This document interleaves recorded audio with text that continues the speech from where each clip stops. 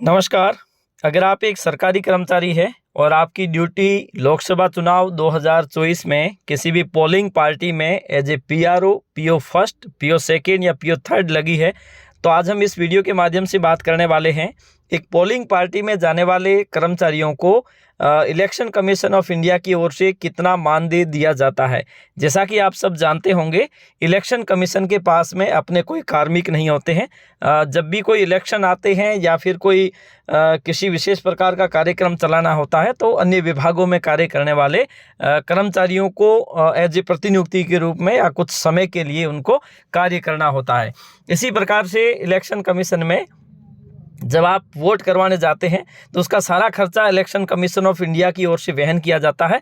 संबंधित राज्य स्तर का जो निर्वाचन आयोग है उसके माध्यम से उसका खर्चा वहन किया जाता है। उसी में आपको मानदेय का भी भुगतान किया जाता है।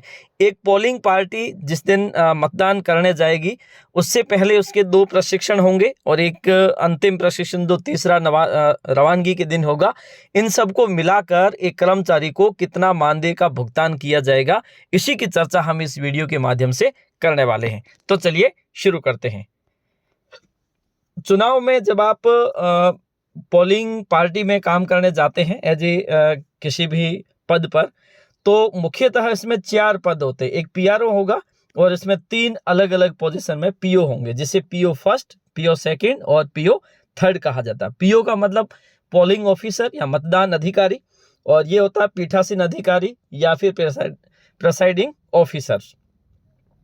क्योंकि जब आपको पद अलॉट होता है पीआरओ या पीओ के रूप में, तो जब आप पीआरओ के रूप में कार्य करेंगे तो इलेक्शन कमीशन ऑफ इंडिया की ओर से आपको प्रतिदिन डीए का भुगतान है वो 500 की दर से किया जाएगा। ये पहले है वो कम था, इसे आप बढ़ा दिया गया।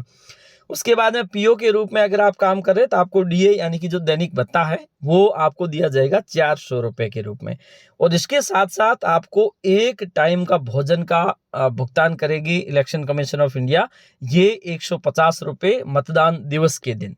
अब हम एक कर्मचारी का डीए गणना करके देखते हैं कि पोलिंग पार्टी में जाने वाले कर्मचारियों में से किसे कितना भुगतान किया जाएगा।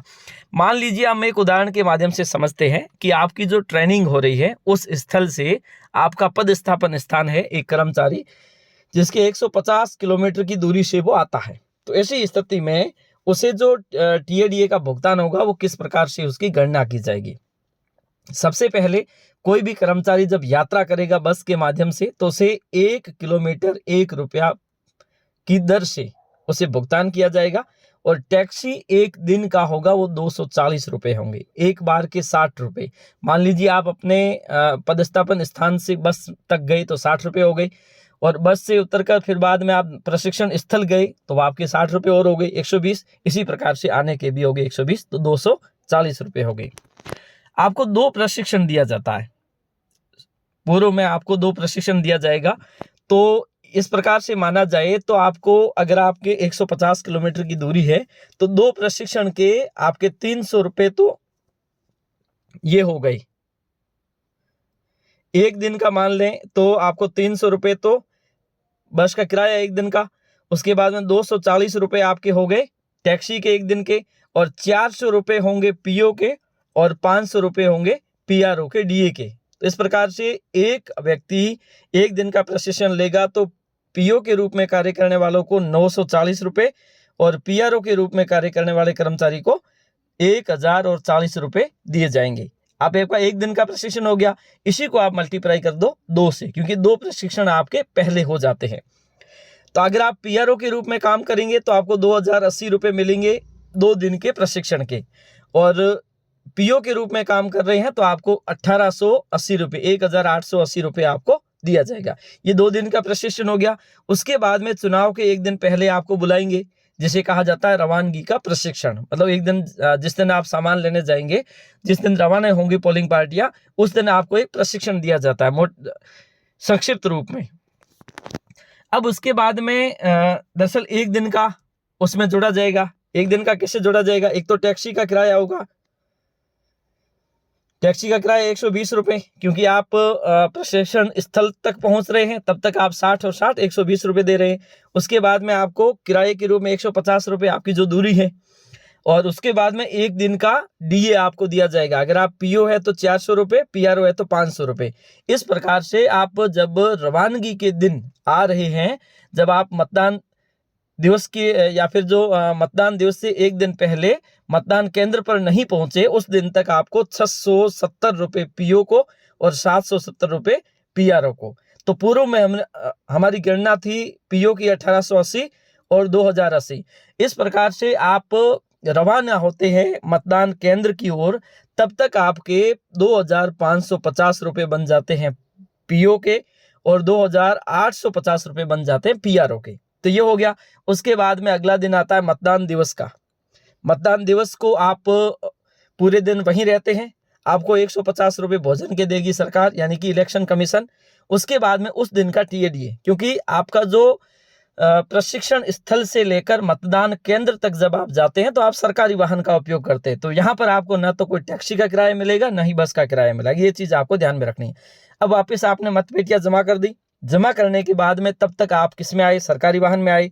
उसके बाद में आपको टीएडीए के रूप में वापस जब आप पदस्थापन स्थान की ओर जाओगे, उस समय आपको वापस भुगतान होगा। जैसे 150 रुपये तो दिए जाएंगे आपको किराए के, बस के किराए के, और इसके बाद में 120 रुपये आपका टैक्सी का किराया हो जाएगा। जैसे आप मतदान केंद्र जहाँ पर आप मतपेटी जमा करा रहे वहाँ से लेकर आप बस तक जाओगे तो वहाँ पे आपके 60 रुपये। उसके बाद में आप बस स्टॉप से लेकर उसके बाद में पदस्थापन स्थान की ओर जाओगे तो 60 रुपये वहाँ के, 120 रुपये हो गई। अब जैसे जिस दिन आपने मतदान करवाया उस दिन आपका डीए बनता है, तो डीए पीओ के रूप में आपको बनेगा 400 रुपये और पीआरओ के रूप में बनेंगे 500 रुपये। इस प्रकार से एक दिन के आपको 670 रुपये पीओ के और 770 रुपये पीआरओ के मिल जाएंगे। इस प्रकार से पहले हमारे इससे पहले जो थे वो पीओ के बन गए थे 2550 रुपये और पीआरओ के बन गए थे 2850 रुपये। अब इसमें हम 670 और 770 जोड़ देंगे, तो इस प्रकार से अंतिम तौर पे सारा मतदान समाप्त करवाने के बाद में आपको जो भुगतान होगा वो इस प्रकार से होगा कि ये मतलब जैसे आप मान के चलिए कि 670 प्लस ये कर देंगे ना, उसके बाद में ये हो जाएंगे 3220 रुपये तो आपको मिलेंगे एज ए पीओ के रूप में कार्य करने वाले को। मतलब 3 दिन का प्रशिक्षण मान लीजिए, एक दिन का आप मतदान दिवस मान लीजिए, जो भी मानो। उसके बाद में आपके हो जाएंगे पीआरओ के रूप में 3620 रुपये आपको एज ए पीआरओ के रूप में राशि का भुगतान किया जाएगा। तो इस प्रकार से आपको एज ए पीआरओ के रूप में और पीओ के रूप में राशि का भुगतान किया जाएगा। आज के लिए इतना ही, धन्यवाद।